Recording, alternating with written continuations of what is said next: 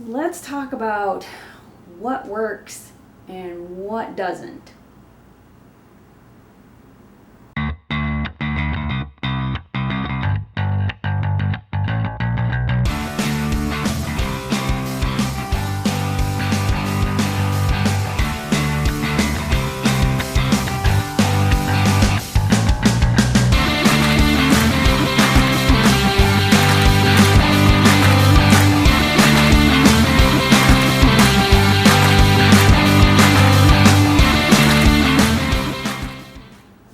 Hi folks, how's it going?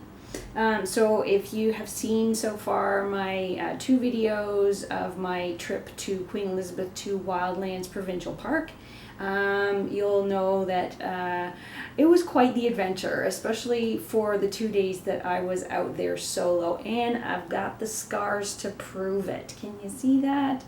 My hand is healing. It's just like a little bit of a scratch right now, and some skin there, but the elbow, it's still working on healing itself. I've been home for a few days now, but I wanted to talk about the stuff that I took with me that worked and that didn't work, because my pack, it was kind of heavy. I couldn't find my luggage scale before I went, so I don't know how heavy it was, but I really want to scale that down for my 2-week tour, or my 2-week trip in the fall, because I don't want to be carrying around that weight if I don't have to. So some of the things that I brought were either redundant or just didn't work. So I'm either going to have to replace it or just not bother with it at all. So first off, I took these camp shoes, and I never put them on at all. I just kept my hiking boots on. Like, I would get to camp at the end of the day and set my tent up, cook myself some dinner, wash up, and then go to bed. So I never use these at all. So camp shoes, don't need them. Another thing, let's see. I somehow ended up with, in my cook kit, I somehow ended up, because I couldn't remember, or I couldn't find, that I had already thrown in my food bag. I had already thrown this in, which I like this spork, because it folds up and it just fits in my toast like that, so I know where it is all the time. But then I had just thrown it in the food bag instead, so I didn't know that it was already in there. So I had this, and for some strange reason I threw both of these in there as well, but I only ended up using this. So I had these 2 things that were obviously redundancies, because who needs 3 utensils for one person? And then it's not a whole lot of extra weight, but it is extra weight that I didn't need. So next time I'm packing, I'm going to be sure that this is in the totes and that I know where it is, because this works just fine for eating either out of the totes or out of one of the silicone bags that I have for my food. Everything else for my cook kit, the only thing that I didn't use was the ferro rod, but I'm always going to take that with me anyway for any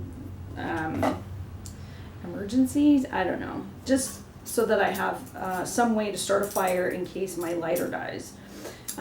These probably don't need them, although this spoon is a nice spoon, but I probably don't need all these extra utensils. Also, for making my tea, I took this tea infuser. I don't like using tea bags. It's just extra waste. And I have a brand of tea that I really, really like that is loose leaf. So I took this, but it's difficult to get the tea leaves out. So I'm always like digging it out with my finger, which is a pain. So I went to the store the other day and I found this. It's a silicone tea infuser, and to get the tea leaves out, I just like squish it and the tea leaves come out. So no problem, it's easier to clean, and because it's silicone, it's lighter than this stainless steel and plastic one. So this one I can just leave in my kitchen, don't have to worry about taking it camping with me. This brick, that's pretty much all it is a brick. It's an Aventura Outdoors solar panel battery pack. It will only discharge to 50%.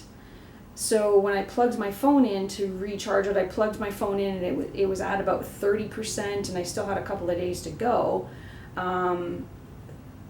I plugged it in and it only charged it up to like 42%, because this would only discharge 50%. So this is just a it's just a brick. It doesn't actually charge in the sun. I had it sitting out in the sun and it didn't charge, so this is a useless piece of kit. What else was there that I was just thinking of? Oh, this that I had taken with me, the lighter plug-in USB. I had borrowed my aunt's car to drive up there, so I don't know if her lighter socket doesn't work or if this particular charger doesn't work. So I'll have to try this in a different car to find out which it is, because either this is garbage or the lighter socket in my aunt's car doesn't work. So I'll have to test this out, but I was not able to charge up my phone before I hit the trail, which is why it was so low after just a couple of days. What else didn't work? This, I didn't show you this in my last video, my loadout video, because I didn't take this. I loaned it to Lisa so that she and Matt would have something to filter water with while they were there, and it worked okay. They were able to filter, I think, 1.5 to 2 liters of water, but then when I got it home to clean it, and in order to clean these, according to the instructions from MSR, you just put this in the clean water and you pump this up until the bulb fills halfway with water, and then you shake it and shake it and shake it for about 20 seconds, and then squish out the dirty water. Well, the bulb does not even fill with water at all, not when you're filtering water and not when you're trying to clean it. So this is the second one that I've had. I don't trust it, so I'm not going to take this anymore. Yeah, I'm not going to take this anymore. Either backpacking or I would not recommend this MSR Trail Shot as a filter to be taken out into the backcountry. It is not at all reliable. So this, I guess I'm just gonna throw it out. So what else didn't work? Well,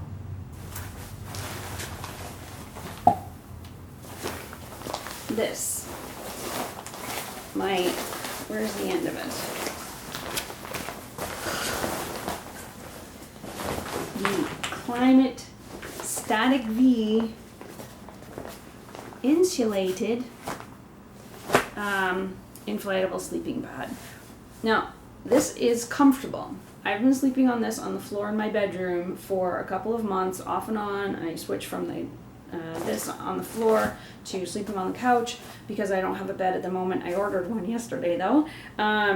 So I haven't had a bed for a couple of months, so I've been sleeping on this. And it is comfortable, and I slept on it the 3 nights that I was out in the tent, and it is comfortable, but it is not insulated. I bought this after I had gone for a winter snowshoeing backpacking trip, and the temperatures overnight got to be really freaking cold at like minus 21, minus 22 Celsius.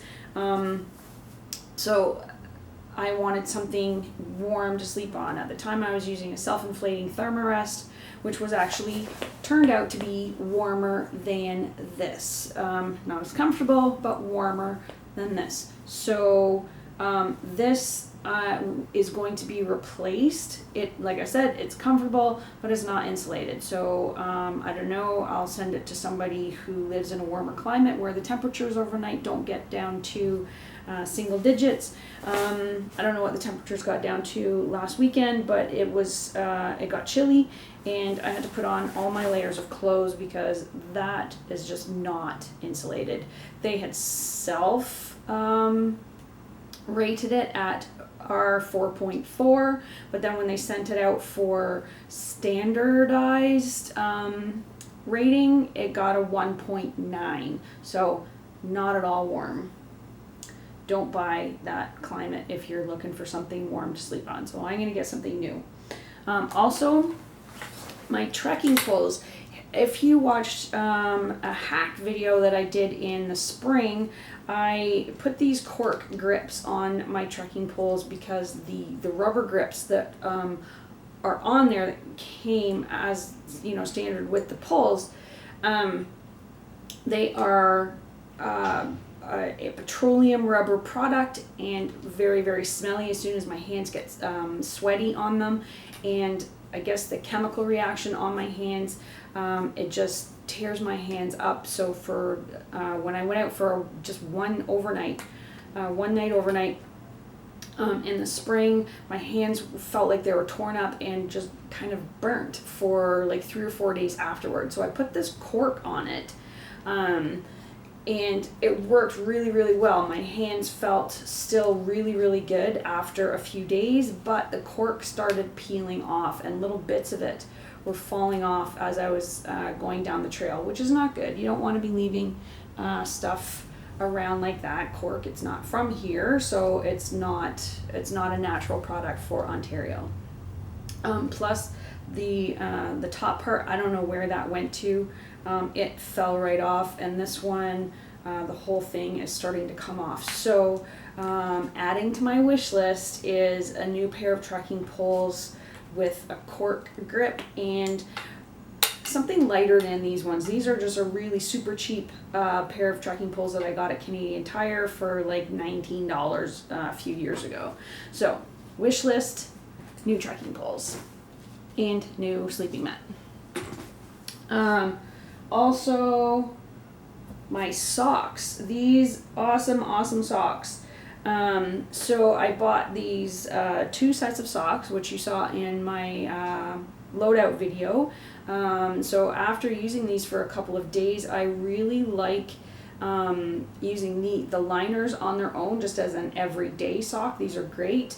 I wore the set with the liner and the wool outer for one day while I was out. It was super humid that day, so these were a little bit too warm, I think. Now I do like to have kind of the old school liner and wool sock, but this particular outer is just too warm for summertime use. So I think if I get another lighter pair of outer socks, these would work really well. These will work in colder weather for sure. These super comfortable. If you're old school like me and you like to have the 2 layers, this actually helps to reduce the chance of blisters, because then you don't have the friction of your sock just wearing on your shoe or your boot. So your foot is being protected by the liner sock. Super set up there. And then for these ones, I tried these for a couple of days as well. They are really comfortable. I like having my toes separated and having that feeling of being able to splay my toes like you should be able to. But I wear a pair of Salomon hiking boots that come up just a little bit above the ankle. So there's a seam right here on the sock that was rubbing at the back of my ankle, which was a little bit uncomfortable. I'm considering buying some trail hikers instead of wearing the Salomon boots. Still working on that. And then on steep declines, this toe, the big toe, would like push up into my foot, and it felt like it was kind of strangulating my big toe. So I would have to adjust that and then adjust this as well. So these will work fine with a lower shoe, like not a boot that comes up over the ankle. But again, I really like having the toe socks, having my toes separated and able to move about. I think in wintertime this might also be really good for an added layer of insulation to keep the circulation going in the toes, and have each toe kind of snuggled up in its own little socky thing. I've had frostbite before, so I tend to get, I'm really susceptible to having frostbite again, so these would be good. And I think I think I'm going to get a couple more pairs just for everyday wear, but the lighter, thinner, I think they're called runner's socks. And you have a sip of tea.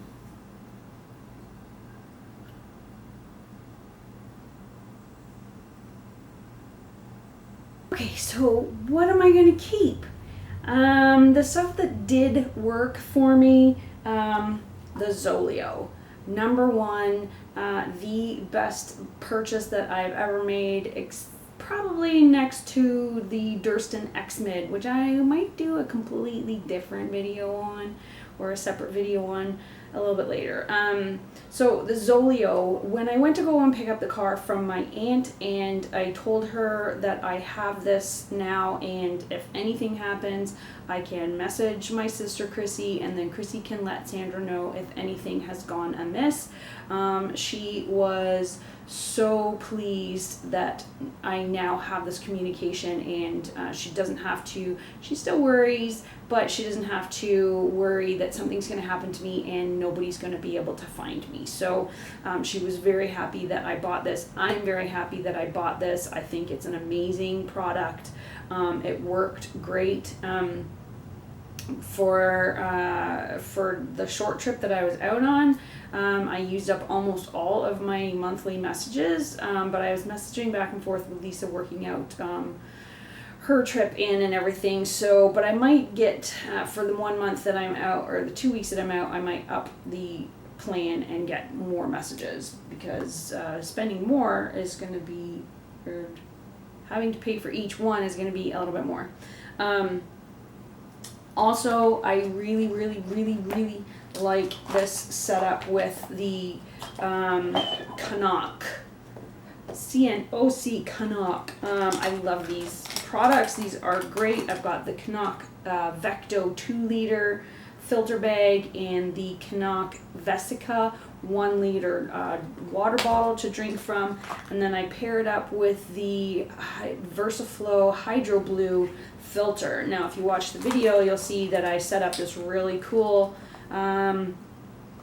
gravity system, and just attach the filter to the dirty water bag, and put my drinking water bottle on the bottom, and then I just go about and, you know, I set up the tent, or I cook my dinner, and while I'm doing other things, it's filtering water for me. I don't have to stand there long,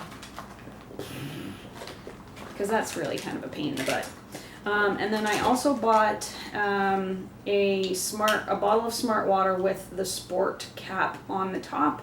I really intensely dislike using single-use water bottles, but I wanted the sport cap. So Canuck, if you could just come out with a sport cap for this, that would be really great, because drinking out of this, even when it's full, it stands up fine on its own, but when you're trying to drink out of it and you do this, it kind of does that, and you end up with this, it kind of goes all over, but with the squirt top, you just kind of squirt it.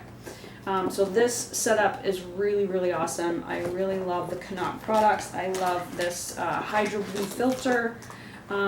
So much more reliable than that horrible MSR thing. Okay, so this thing, the Piss Off cloth. Now, this was the first trip that I've taken it on, so it's my first experience with it, and I did read the instructions when I got it and before I went out, so I used it as recommended, and then I rinsed it off with clear filtered water, and then I hung it on the outside of my backpack. And then after a couple of days, I started smelling like the homeless drunk guy on the corner, even after rinsing it off. So I'm not sure about this pee cloth thing because I smelled like pee. And then I, hung it on the outside of my backpack, and now my backpack smells like pee as well. I have to wash that, which is really kind of gross. Like, if I'm going to be out there for 2 weeks, or like people use this for through hikes, like do they just keep walking around and they smell like pee for 6 months? So I don't know, is my pee just excessively smelly and other people's is not? Did I do something wrong? I don't know. I emailed the company to ask them a question about it, and they've not responded. So I have not tried the other brand of pee cloth, the Kula cloth, so I don't know if the issue would be the same with that. But the jury is still kind of out on this one. I've washed this, I've laundered it, soaked it in hot water, washed it with laundry soap, and it still kind of smells a little bit. So I don't know if I'm actually going to use this. Wonderful, wonderful, wonderful idea, because I hate using so much toilet paper and I don't like carrying it. Like, it takes up a lot of space. And then trying to figure out how much you're going to need for each trip, because you just never know. How many times am I going to go pee? Am I going to poop a lot? You just don't know, right? So this would be a wonderful, wonderful idea, but I don't like smelling like the homeless drunk guy on the corner. So thanks so much for watching. Give me a thumbs up. Comment below. You wouldn't believe how much it really does help the channel if you comment and hit that like button, hit the subscribe button. It helps me out. It also lets me know that you appreciate what I'm sharing with you. If I don't get feedback, then I don't know what I'm doing is actually helpful to anybody, if it's actually entertaining to anybody. So hit the thumbs up, comment below, let me know honestly what you think, good or bad. I won't know if I need to improve what I'm telling you or what I'm showing you if nobody says anything to me.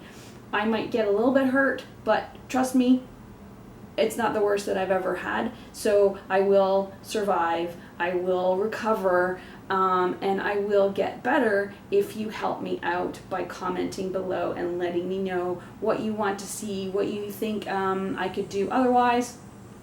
It also helps that algorithm thing, yeah. So thumbs up, comment, I'll catch you later.